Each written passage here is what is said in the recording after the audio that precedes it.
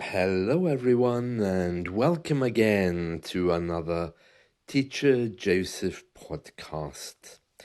Well, today we're going to talk about the Tower of London and how to describe it.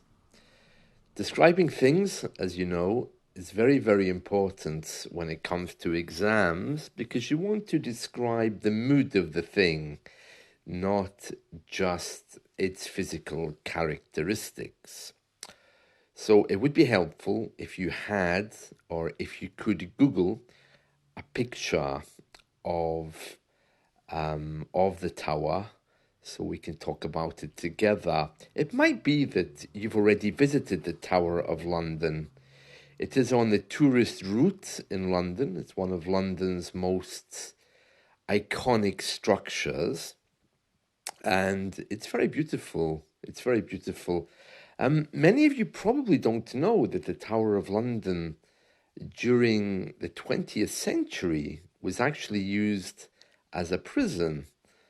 I don't know why that knowledge isn't available, but when we look at the Tower of London, we often think of kings and queens and medieval battles and stories, but actually, my grandparents told me stories about how during the war it became a prisoner of war camp.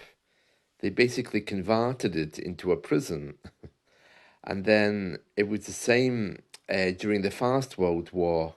It was a prison. And the last people to be in there when it was a prison was the Kray twins. They were notorious gangsters who lived in London in the 1950s. They were really a really rough family, and you can find out about them by googling them. The Kray twins or the Kray brothers. They controlled half of London at one point. I can't remember exactly what they did because, of course, I wasn't born, but I did hear the stories about the Kray brothers, the Kray twins. They were gangsters. They owned or they controlled one half of London, and the other half, I think it was a family called Robertson, if I remember correctly. But anyway, back to the tower. They were the last prisoners in the Tower of London, and it was finally closed and converted into a tourist iconic hotspot.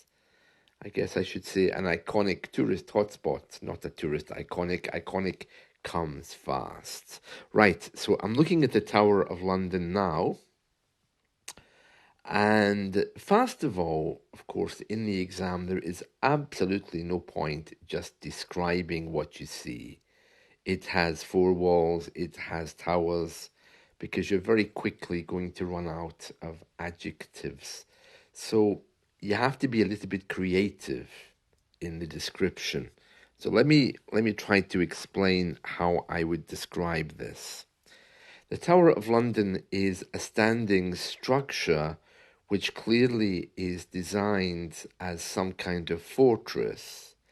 It looks like a medieval moat with little windows and high towers which seem to be impenetrable. The question is, was it built to keep people out, or was it built to lock people in? Well, I don't have the answer to that, but I can certainly say that by the looks of it, with the very high walls, thin windows, locks, and doors, I would definitely say that it's a very secure looking place. It sits on the banks of the River Thames, which meant there was easy access to bring prisoners here and also easy ways to escape if you had to leave in a hurry. It's mostly famous for what's inside it, of course, and that is the crown jewels. The king's jewels, his ceremonial jewels, are all kept deep in the vaults of the Tower of London, and you can enter to see them. You wouldn't know that by looking at the tower. I mean, there is a British flag flying high above it, which contrasts greatly with the brown brick walls. There's a little moat in the front with turrets, which probably have been built in Victorian times because they don't quite look like they're the same as the older building. One of the strange things about looking at this picture are the guards which are standing outside. We call them beef eaters, and they're proudly guarding the Tower of London, even though the Tower of London probably doesn't need to be guarded anymore. By the looks of this building, like most buildings in the UK, there are CCTV cameras on every corner. So the fact that there's some beef eater, some medieval looking gentleman guarding it, seems to be contrasting greatly with the security cameras which are high above him. All around the top of this building are little turrets, little spaces where you could rest a gun if you were going to shoot your enemy. And again, that takes us back in time to when we used to use weapons and arms. The four corners, which are four towers, would suggest that these were special places to hide people or imprison them. I'm not quite sure what they're used for, but the four are standing like tall soldiers on their own, each peering towards the river. One of them in particular has two windows which look like two eyes guarding the place. There is something which reminds me of Buckingham Palace here. I'm not sure if it's because simply the colour of the brick, or it's just because I know that there's the crown jewels inside. But contrasting those two buildings, I think there would actually be very little difference if we compare or contrast them. I don't see a big difference there. The reason for that is because there's no one at the windows here. Peering in the windows would suggest a darkness. There's no lights inside. The sun is outside, contrasting greatly with these gaps, which are spaces. Buckingham Palace is the same, even though it's much larger with windows.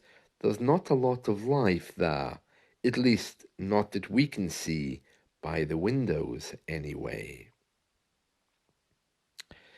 The Tower of London is also surrounded by green trees and woodland, which is interesting because looking at this picture, you would never dream that it's only a stone throw away from the high skyscraper structures which dominate London's financial skyline.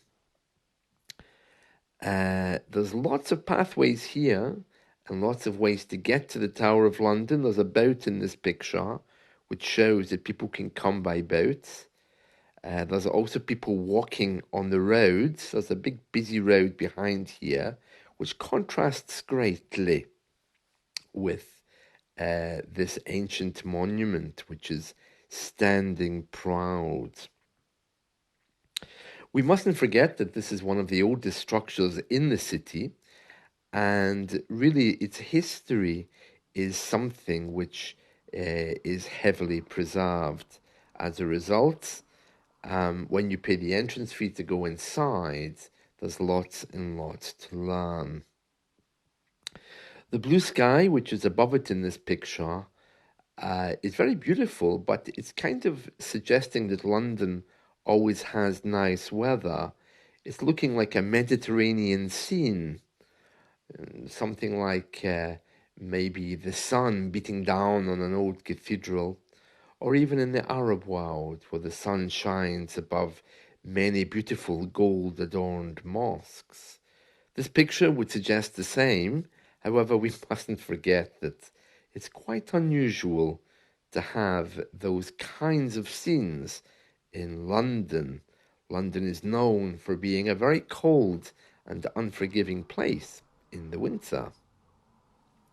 So there we are, a description of a picture of the Tower of London. So this is what you want to do. You want to get inside it. You want to use comparatives. You don't have to be quite as poetic as I've been. I mean, I was talking about the four towers staring into the river. You don't need to be going to such detail, but you could simply say there are four towers standing upright in this beautiful picture or in this beautiful day, like four soldiers, for example. And you could contrast them with the trees next to them. So there's plenty of things to compare and contrast with, but you have to get away from just saying it is brown. There are windows. There are four towers. You have to really bring them to life with other things that come to your mind. There we are. I hope you've enjoyed this. Let's talk again soon. See you. Bye.